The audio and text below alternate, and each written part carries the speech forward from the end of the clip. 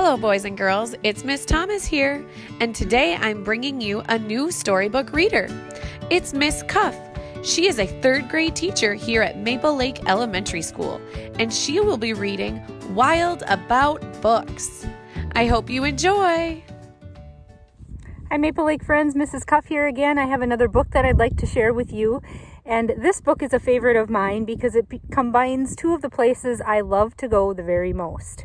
One is the zoo, and the other one is the library. This book is called Wild About Books, and it's also special to me because it brings me back to one of my favorite memories of being in elementary school. When I was in elementary school, once a month, something called a bookmobile would come to our school. And a bookmobile is like a library on wheels. And they would come to our school and we would be able to check out books that we didn't have in our own library. That's what a bookmobile kind of looks like. So I just remember being so excited on bookmobile days and so anxious to see the books. I can remember the smell of the bookmobile when we would step on board and how exciting it was to get our hands on some new books. So I hope you enjoy the story. This is Wild About Books by Judy Sierra and Mark, illustrated by Mark Brown. Enjoy! Wild About Books. It started in the summer of 2002 when the Springfield librarian Molly McGrew by mistake drove her bookmobile into the zoo. Molly opened the door and she let down the stair, turned on the computer, and sat in her chair. At first all the animals watched from a distance, but Molly could conquer the strongest resistance. By reading aloud from the good Dr. Seuss, she quickly attracted a mink and a moose, a wombat, an aurochs, a lemur, a lynx, 8 elephant calves, and a family of skinks. In a flash, every beast in the zoo was stampeding to learn about this new something called reading.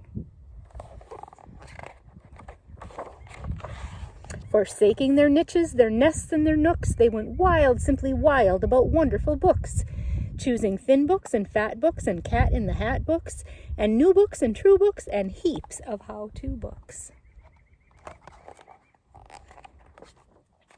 Giraffes wanted tall books and crickets craved small books, while geckos could only read stick-to-the-wall books. The pandas demanded more books in Chinese. Molly filled their requests, always eager to please. She even found waterproof books for the otter, who never went swimming without Harry Potter. Raccoons read alone, and baboons read in bunches, and llamas read dramas while eating their lunches. Hyenas shared jokes with the red-bellied snakes, and they howled and they hissed till their funny bones ached. A tree kangaroo who adored Nancy Drew began solving mysteries right there at the zoo, such as, why were the bandicoots' books overdue? Gently Molly taught lessons in treating books right, for the boa constrictor squeezed Crichter too tight. Baby bunnies mucked up Goodnight Moon with their paws. Giant termites devoured the Wizard of Oz.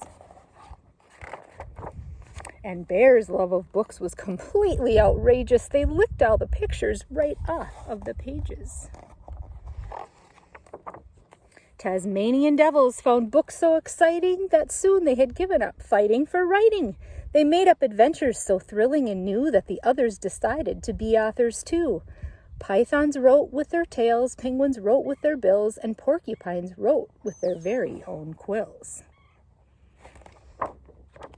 At the new insect zoo, bugs were scribbling haiku. The scorpion gave each a stinging review.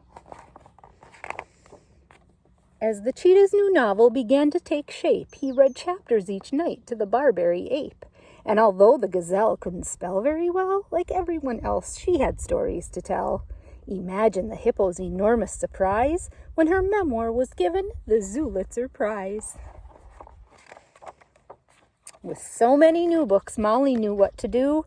She hired 12 beavers, a stork, and a gnu to build a branch library there at the zoo. Then the animals cried, "We can do it ourselves. We can check out the books. We can put them on shelves." And they did, and they do, up to this very day. 3 cheers for the zoobrary. Hip, hip, Hooray!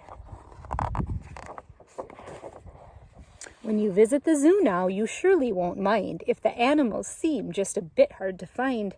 They are snug in their niches, their nests, and their nooks, going wild, simply wild, about wonderful books.